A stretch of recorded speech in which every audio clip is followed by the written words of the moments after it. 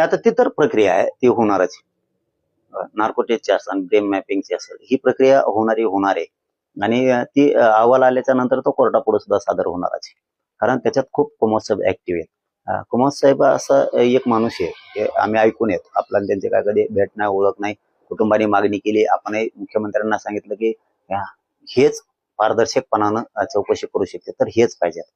इतक्या समाजाला, म्हणजे सर्वसामान्य समाजाला महाराष्ट्रातल्या कुमार साहेबाबद्दलची एक माहिती आहे की हा माणूस पारदर्शक करतो, कोणाच्याही दबावाखाली येत नाही आणि न्यायाच्या पलीकडेच नेऊन ठेवतो, त्याशिवाय बसत नाही.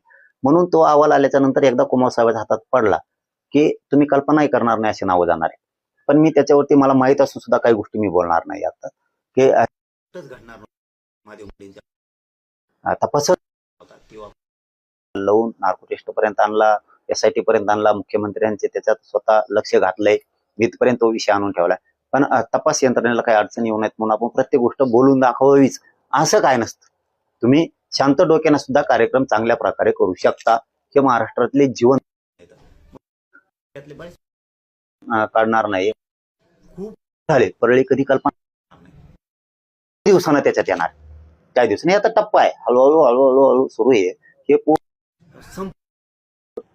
त्यामुळे हे होणार आहे. पण शॉक बस, हे नाव भयानक आता पुढे आले.